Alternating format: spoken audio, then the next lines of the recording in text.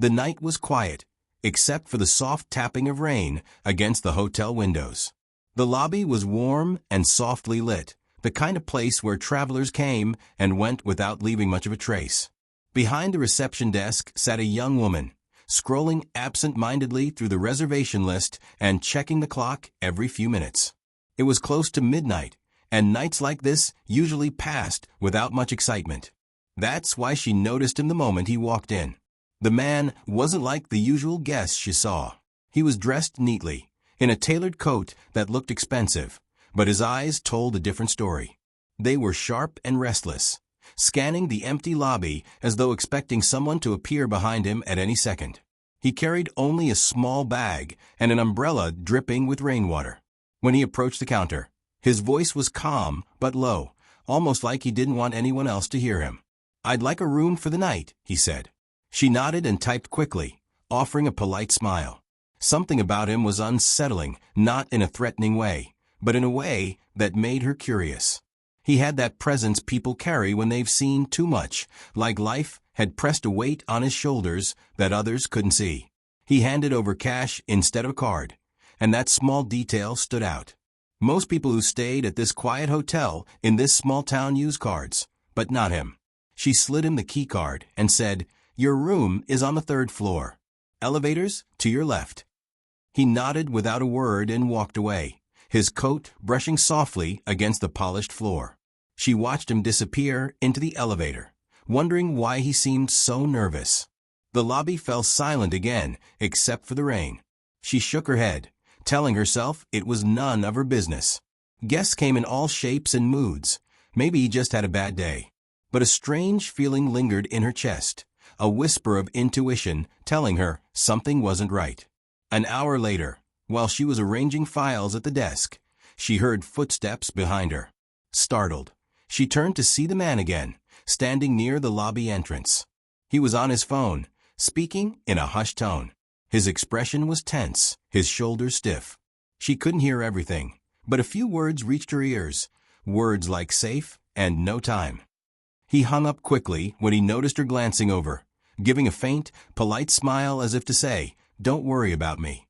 She nodded back and pretended to focus on her work, but her curiosity deepened. A little later, he returned to the lobby again, this time without his phone.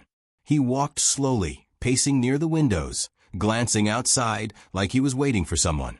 His polished shoes made soft clicks against the marble floor as he moved back and forth. He seemed lost in thought, running a hand through his hair, breathing heavier than before. She decided to ask, "Is everything okay, sir?" He froze for a moment, then turned toward her with a soft, almost sad smile. "I'm fine," he said, his voice low and gentle. "Thank you for asking." His eyes lingered on her, like he was studying her face. There was a strange mix of warmth and fear in his gaze, as if he was grateful for her concern, but too burdened to share his truth. She offered him tea, but he politely declined and returned to pacing. Moments later, she saw him stop near the glass doors, peering into the dark street. The rain had slowed, and faint headlights flashed at the far end of the road. He stiffened, his hands tightening into fists at his sides. That was when she heard him whisper, so softly that she almost doubted her ears, "They've come for me." Her heart skipped a beat. She wasn't even sure if the words were meant for her, or if he was talking to himself. Before she could ask, he turned sharply, grabbed the small leather bag he had brought with him, and walked quickly toward her. "Thank you," he said suddenly, his voice calm but filled with urgency. "You've been very kind. You may never see me again." She blinked, startled. "I what?" she stammered. He didn't answer. Instead, he reached into his coat pocket and pressed something small and cold into her hand. She looked down to see a card sleek and metallic, with no name or number, just an elegant symbol engraved in silver and a black strip across the back. Before she could ask about it, he was already moving toward the emergency exit at the far end of the lobby. His steps were quick, deliberate.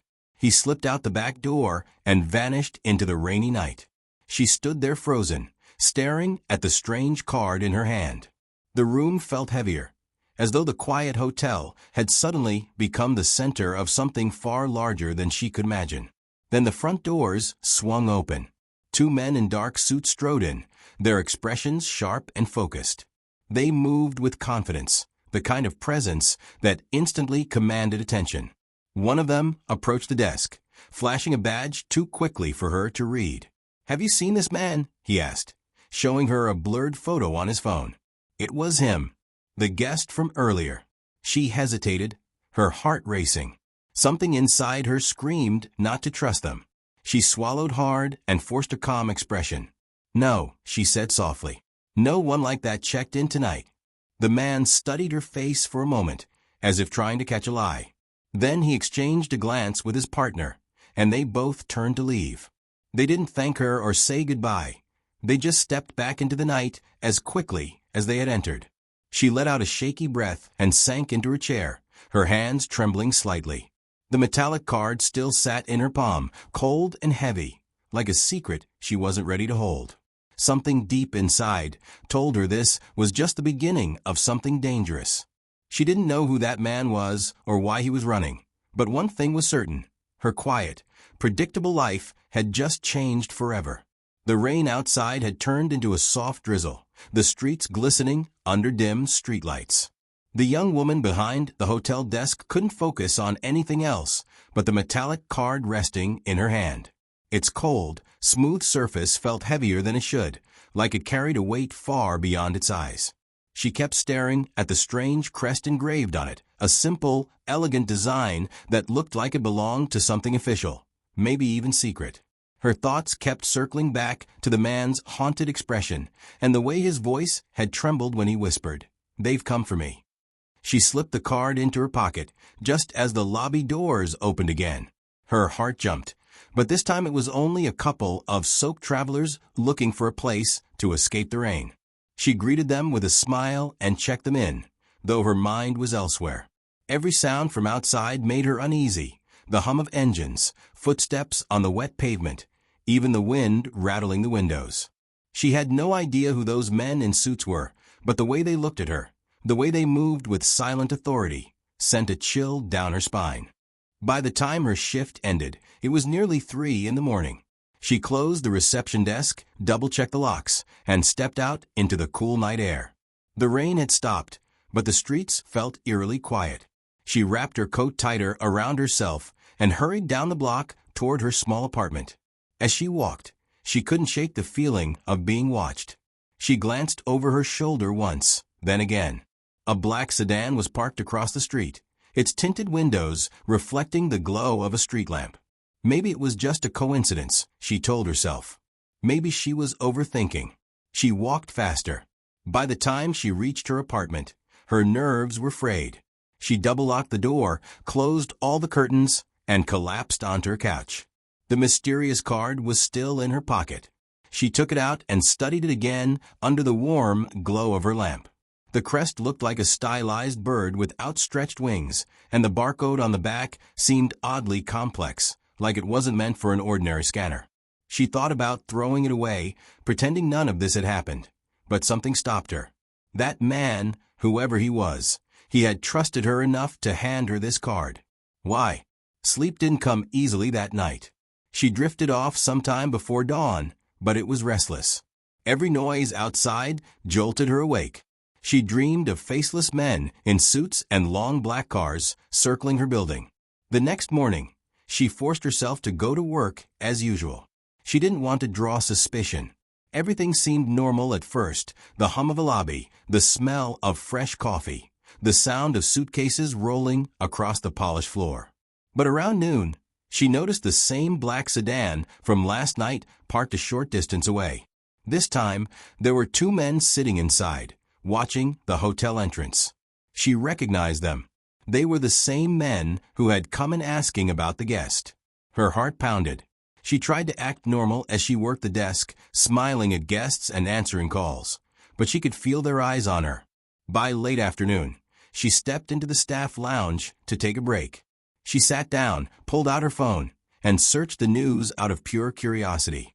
What she found made her blood run cold. There he was, the man from last night. His face was splashed across every major news site. His name was revealed: Daniel Carter, CEO of a massive tech company known around the world. The headlines were shocking. Tech giant CEO missing after explosive allegations. Whistleblower CEO on the run. Government investigates billion-dollar corruption scandal. She scrolled, her hands trembling. The articles claimed Daniel had leaked confidential information from his own company, exposing illegal surveillance programs and corporate misconduct at the highest level. Authorities were calling him a traitor. Others were calling him a hero. The news confirmed what she already felt in her gut. This wasn't a random traveler who'd chosen her hotel by chance. He had come here deliberately, maybe to hide, maybe to escape. And somehow, she was now tangled in his story. She slipped the phone back into her pocket, her mind racing. Should she go to the police? Should she hand over the strange card? But something in her heart said no. Something about Daniel's tired smile and soft "thank you" stayed with her. He hadn't seemed dangerous. He'd seemed desperate. That evening, as the sun dipped low and the streets glowed orange with fading daylight, she prepared to leave work. She walked toward the bus stop with quick steps, glancing over her shoulder every few seconds. The black sedan was still there, slowly pulling away from the curb as if following her. Fear gripped her. She ducked into a narrow alley, her breath quickening. The sedan rolled past, but she stayed hidden until she was sure they were gone. When she finally reached her apartment, she locked the door and leaned against it, trying to steady her breathing. Her phone buzzed. The number was unknown. She hesitated, staring at the screen, then answered with a shaky hello. "Don't hang up," a calm voice said. It was him, Daniel. "I'm sorry for calling like this. I had no choice." Her pulse quickened. "Why are they following me? What's going on?" she whispered. "I didn't mean to drag you into this," he said softly. "I chose your hotel because it was quiet, off the radar. You seemed trustworthy." "Why me?" she asked. There was a pause. "Because I couldn't trust anyone else," he said finally. "Listen to me carefully. That card I gave you, don't let anyone see it. It's the only proof I have left. And if they find it, you won't be safe." Her breath caught in her throat. "What's on it?" "I'll explain soon," he said. His voice was low, urgent. "But right now, you need to get rid of your phone. They're tracking you through it. Turn it off. Take the battery out if you can. I'll find a way to contact you again." The call ended abruptly. She stared at her phone, her heart racing. The reality of her situation hit her all at once. This wasn't some strange coincidence. This wasn't just a mystery anymore. She was being watched. That night, she barely slept. The world she thought she knew, a quiet life in a small town, safe and predictable, was gone. And somewhere out there, a man she barely knew was risking everything, trusting her with a secret that powerful people would do anything to keep buried. The next morning, she woke up with heavy eyes and a pounding heart, feeling as though she hadn't slept at all. The shadows under her eyes reflected the long, restless night filled with paranoia. Every sound outside felt louder than usual. The honk of a car, footsteps in the hallway, the distant bark of a dog. She dragged herself to the window and cautiously peeked through the blinds. There it was again, the same black sedan parked across the street. It hadn't left. She stepped back from the window, her pulse quickening. Whoever these people were, they weren't giving up. She picked up her phone, remembering Daniel's warning from the night before. She hesitated for a long time before powering it off completely and stuffing it into a drawer. She even wrapped it in aluminum foil, hoping to block any kind of signal, something she had only read about online but never thought she'd need in real life. Her hand brushed against her pocket, and she felt the metallic card again. She pulled it out, staring at the strange crest that seemed almost alive under the morning light. What kind of secret could it hold? Why was it worth so much trouble? She poured herself a cup of tea, her hands trembling slightly as she brought it to her lips. She had a choice. She could turn this card in, call the authorities, and hope they believed she was just an innocent bystander. Or she could trust Daniel, the mysterious CEO who had turned her life upside down in a single night. For reasons she couldn't explain, her heart leaned toward him. He had looked so tired, so weighed down by something bigger than himself. There was no malice in his eyes, only desperation. By mid-morning, she made her way to work. She chose a longer, winding route instead of her usual bus, glancing behind her every few steps. She wanted to see if the car was following her. At one point, she ducked into a crowded coffee shop and waited near the back for 15 minutes, watching through the window. The black sedan passed by twice. She knew then she was being watched closely. At the hotel, things felt different now. The familiar scent of fresh coffee and floor polish didn't bring comfort anymore. The front desk felt like a stage, and she was being watched from every corner. Even her coworkers seemed suspicious, though she knew it was only in her head. During her lunch break, she sat in the lounge, scrolling through the news again on the hotel's computer, her heart pounding with every article she read. Daniel Carter was everywhere. Some called him a criminal mastermind. Others said he was a whistleblower trying to expose corruption at the highest levels of government and corporate power. One article caught her attention.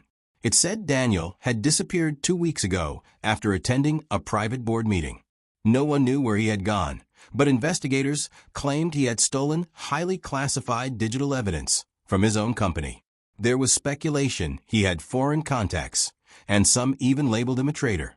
But buried deep in the comments section were people calling him a hero, a man risking everything to uncover the truth. She leaned back in her chair, gripping the edge of the desk.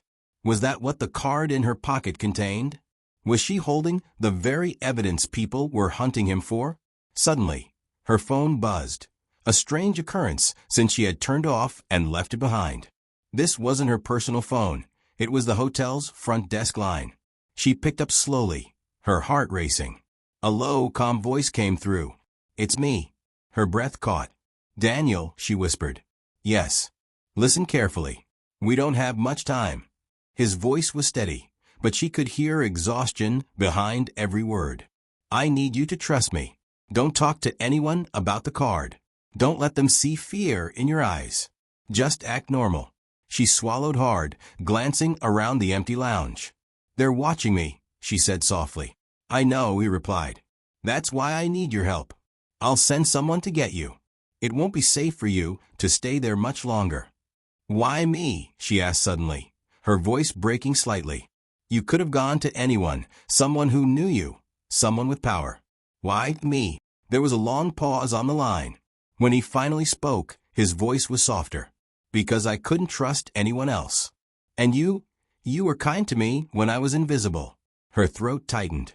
She remembered how he'd looked that night, drenched in rain, with haunted eyes. He didn't seem like a powerful CEO. He had looked like a man carrying the weight of the world. "Okay," she whispered. "What do I do?" "I'll send you instructions. Be ready tonight." His voice lowered. "And don't use your phone. They're listening."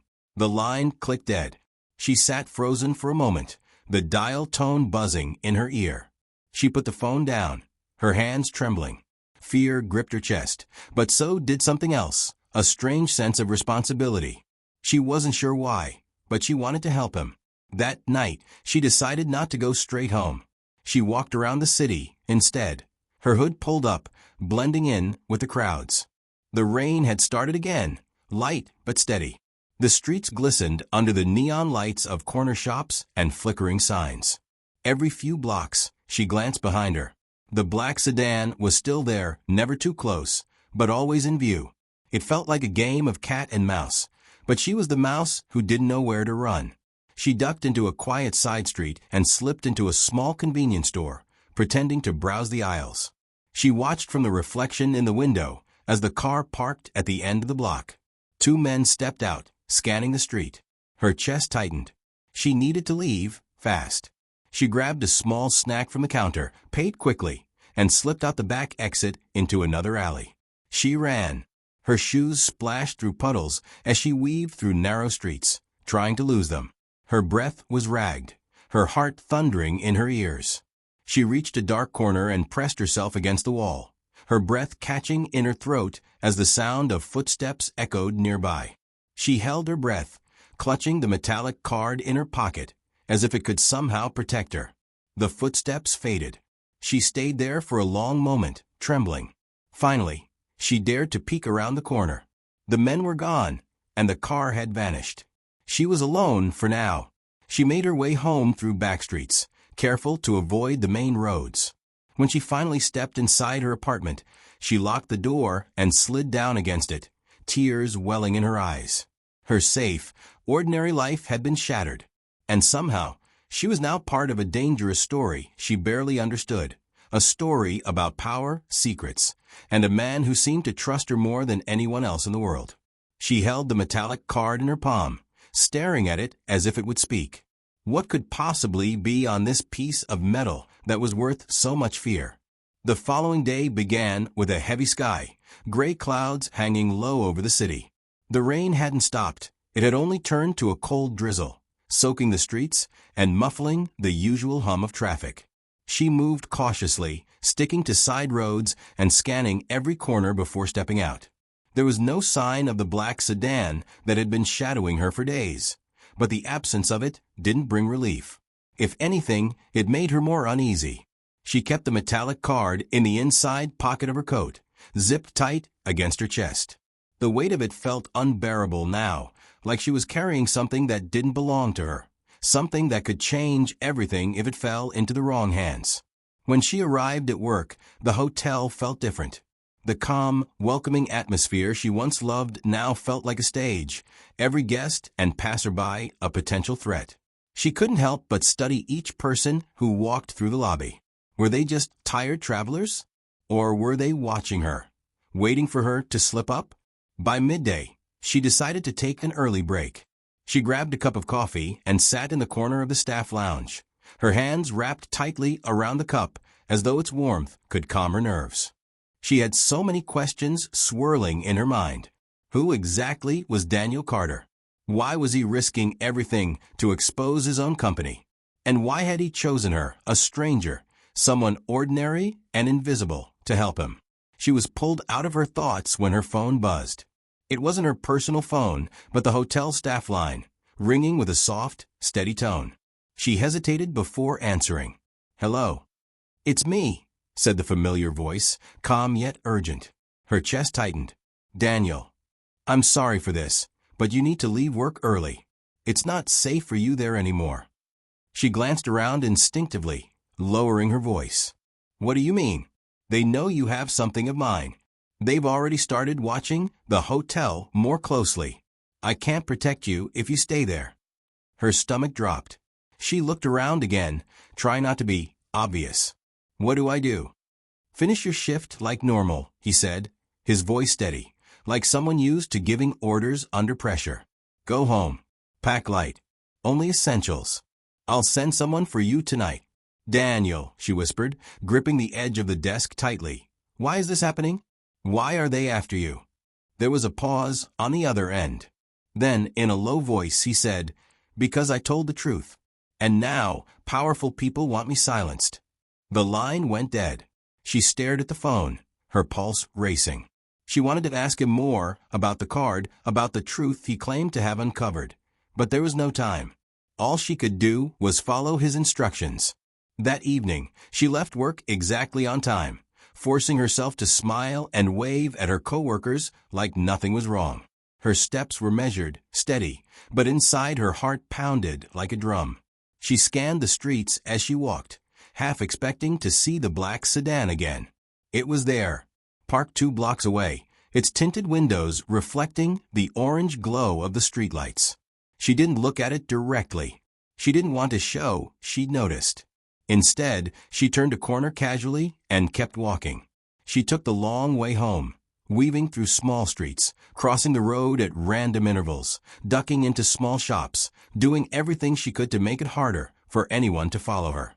Still, every time she glanced over her shoulder, she saw that dark shape lurking just out of reach. When she finally reached her apartment, she locked the door behind her and leaned against it, breathing heavily. She pulled the card from her pocket and placed it on the table, staring at it. What could possibly be so dangerous that strangers were following her for days? The hours passed slowly.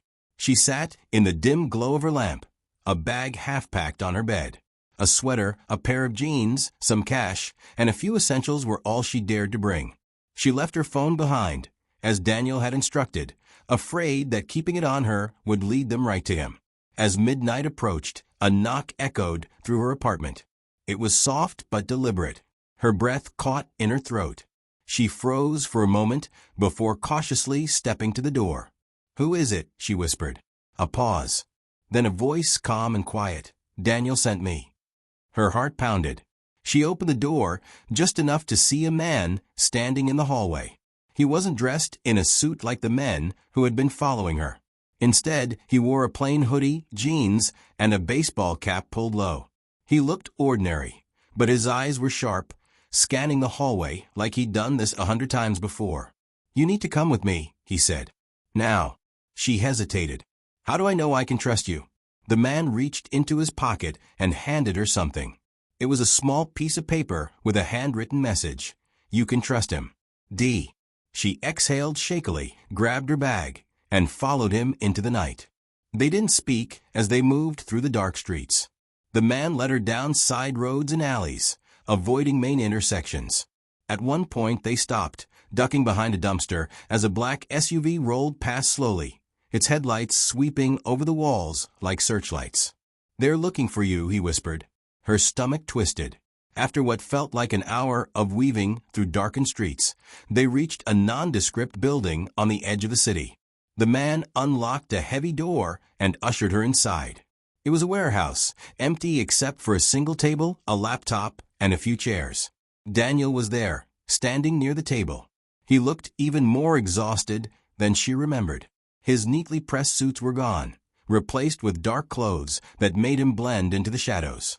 But his eyes, those sharp, intense eyes, still carried that same weight. She froze, unsure what to say. "Thank you for coming," he said softly, his voice steady but warm. "I didn't have a choice," she whispered, clutching her bag tightly. "You always have a choice," he said gently. "But you chose to trust me. That means more than you know." He gestured for her to sit. She reluctantly took a seat as he pulled the metallic card from her bag. He slid it into a small device attached to the laptop. The screen came alive with lines of code and encrypted files. "This," he said, pointing to the screen, "is why they're after me." She leaned forward, her heart pounding. "What's on it?" He hesitated, then looked her in the eye. "Proof. Proof that my company, and some of the most powerful people in this country, are spying on millions of citizens. They've been watching, recording, and selling private data to the highest bidder. And now that I've exposed them, they'll do anything to erase me, and anyone who helps me." Her breath caught in her throat. The weight of his words sank in. This wasn't just about him. This was about something so much bigger than she had imagined. And now she was part of it. The warehouse was dim and quiet, except for the low hum of the laptop on the table. She sat frozen in her chair, staring at the screen filled with lines of encrypted code, not fully understanding what she was looking at. Daniel stood over the laptop, his face illuminated by its glow, his expression calm but sharp, like a man carrying the weight of a storm. "This," he said softly, pointing to the screen, "is everything they don't want the world to see." Her voice trembled. "They're spying on everyone?" Daniel nodded slowly. "People's phones, computers, even private conversations. They've been selling data to politicians, corporations, anyone willing to pay. Billions of dollars and lives ruined because of it. I couldn't stay silent anymore." She hugged herself, shivering slightly despite the warmth of the room. "And now they're after you. After me." Daniel glanced at her, his eyes filled with something between guilt and determination. "I never wanted you involved. But the moment I handed you that card, you became part of this. I'm sorry." She shook her head. "You don't need to apologize. You trusted me and I believe you." For a moment, Daniel's expression softened. He looked like a man who hadn't heard words of kindness in a long time. But the softness vanished quickly as he turned back to the laptop, his fingers flying over the keyboard. "I'm uploading the files to a secure server," he said. "Once they're out there, no one can bury the truth again." She leaned forward. "Will that stop them from coming after you?" Daniel gave a bitter smile. "No, but it'll take away their power. That's all I care about." Suddenly, the man who had escorted her there, the one in the baseball cap, rushed into the room. His face was pale, his voice tense. "We've got company. Black SUVs. They found us." Daniel's eyes flicked up immediately, sharp and alert. How many? 3 cars, maybe more. Her heart pounded. What do we do? Daniel closed the laptop with a snap and grabbed the small card. We leave. Now. The man in the cap handed Daniel a dark jacket and motioned toward the back door. This way. Stay low. They moved quickly through the dark warehouse, their footsteps echoing softly against the cold concrete floor. She clutched her bag tightly, her breath coming fast. Her hands trembled, but she forced herself to stay quiet. As they slipped out the back, Daniel glanced at her. Stay close to me. No matter what happens, don't run off. She nodded silently, fear knotting in her stomach. Outside, the rain was falling harder, the streets slick and shiny under the dim streetlights. The sound of car engines roared in the distance, growing closer. The man in the cap motioned for them to follow him down a narrow alley.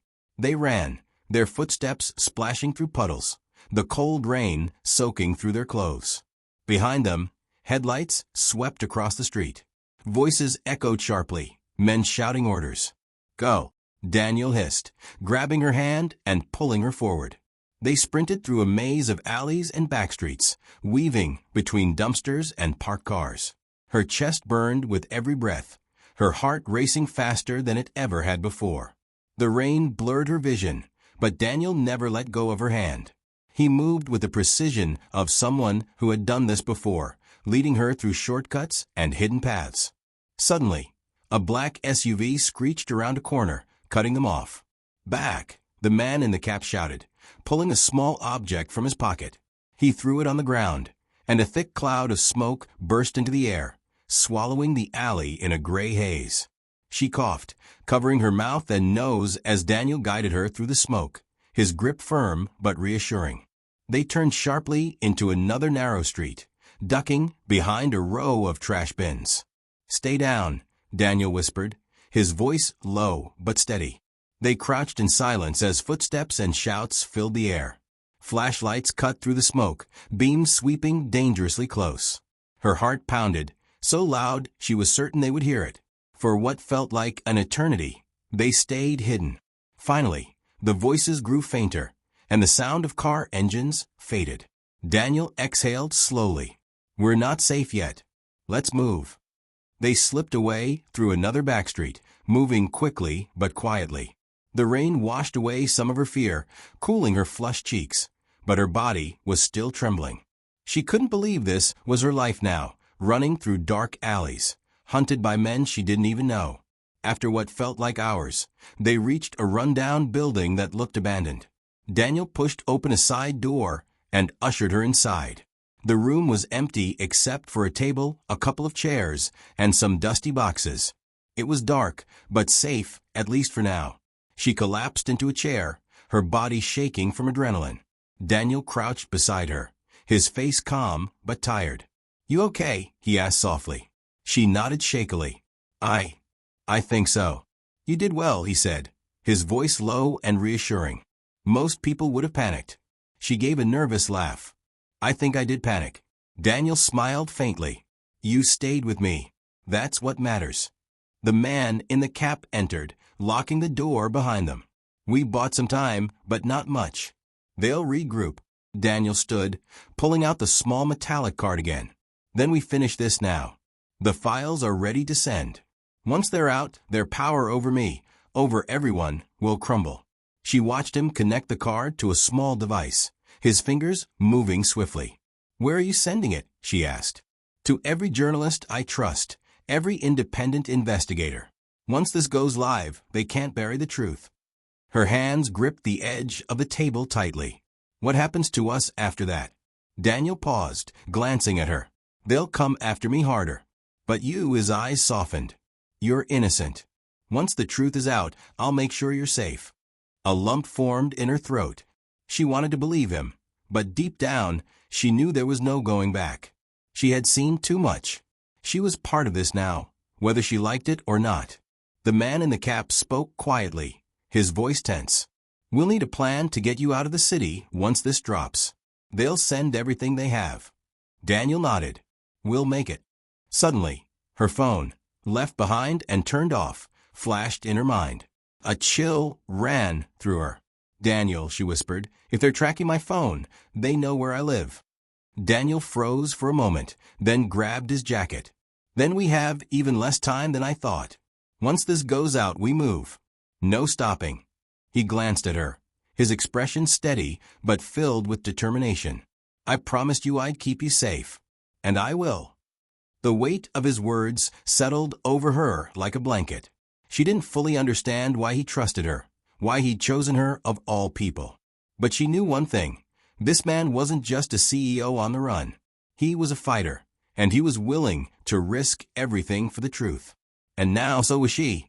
The room was filled with quiet tension, the only sound being the soft hum of Daniel's laptop as files rapidly uploaded to encrypted servers.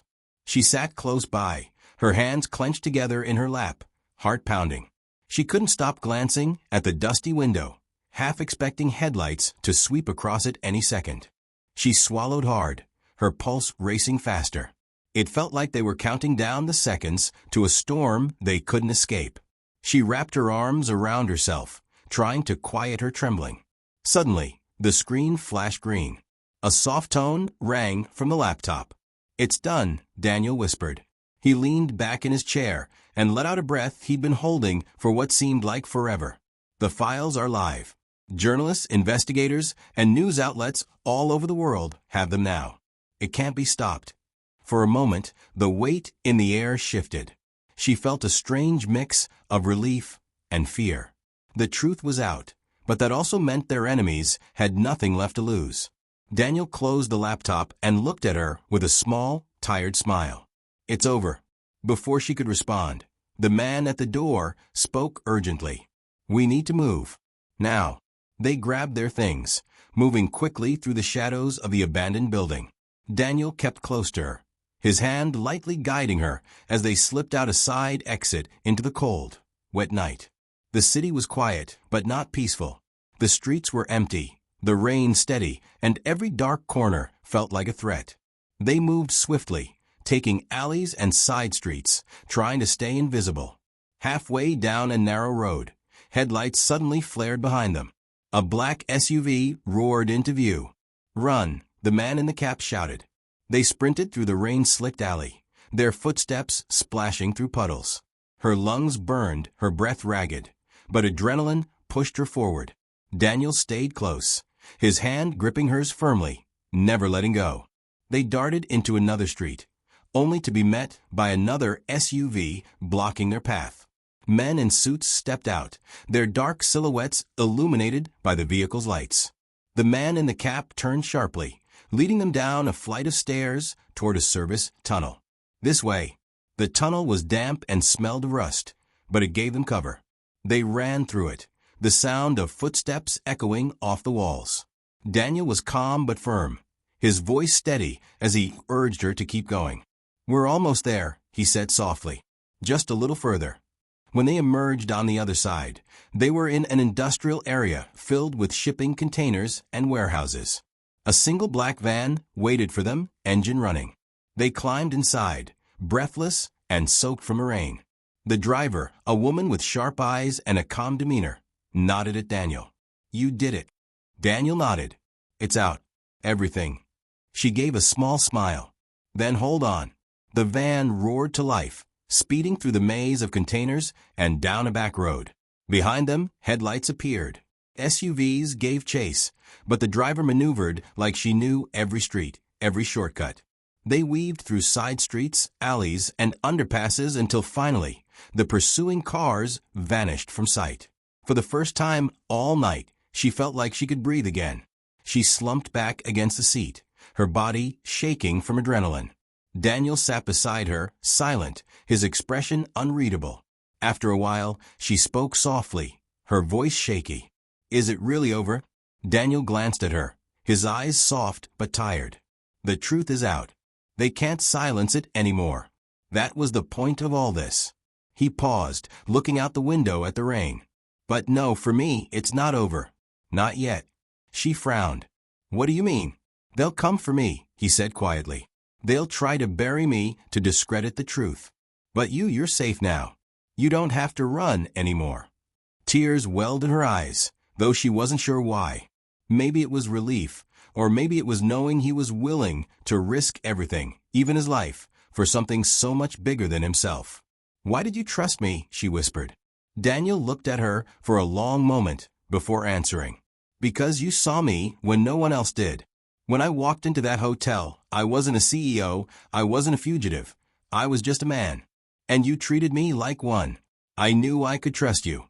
His words struck something deep inside her. She had felt invisible for so long, just a face behind a desk, a quiet person in a busy world. But somehow, she had become part of something extraordinary. The van eventually stopped in a quiet neighborhood on the edge of the city. Daniel turned to her. "This is where we say goodbye." Her heart sank. "What? Where will you go?" He gave her a faint smile. "Somewhere they can't find me. I still have work to do." She shook her head. "But, after everything, you're just going to disappear?" Daniel's smile softened. "It's the only way to keep you safe. If they can't find me, they won't bother you." He reached into his coat pocket and handed her a small envelope. "Inside is proof of your involvement in helping me. Journalists already have the story, but if anyone ever questions you, this will protect you." She held the envelope tightly, tears threatening to fall. "Will I ever see you again?" Daniel hesitated for a moment, then leaned closer. His voice was soft, almost a whisper. "They came for me, but they'll never win now. That's enough for me." She watched as he stepped out of the van and disappeared into the rainy night, his silhouette melting into the shadows like a ghost. The driver gave her a reassuring smile. "He'll be okay. Men like him, they don't stop fighting." She nodded silently, clutching the envelope in her hands. Days later, the world erupted with headlines. The files Daniel had leaked spread like wildfire, exposing corruption at the highest levels. Executives were arrested, politicians disgraced, and his name was on every news channel. Some called him a traitor, others called him a hero, but she knew the truth. He was a man who sacrificed everything to do what was right. Her life was never the same after that night. The hotel job felt like a distant memory. She was no longer invisible, but she preferred to stay out of the spotlight. She kept the metallic card as a reminder of the man who trusted her with the truth, a symbol of courage, sacrifice, and hope. And though she never saw him again, she often imagined him out there, somewhere, still fighting in the shadows, still one step ahead. Because Daniel Carter was more than just a CEO. He was the man who changed everything.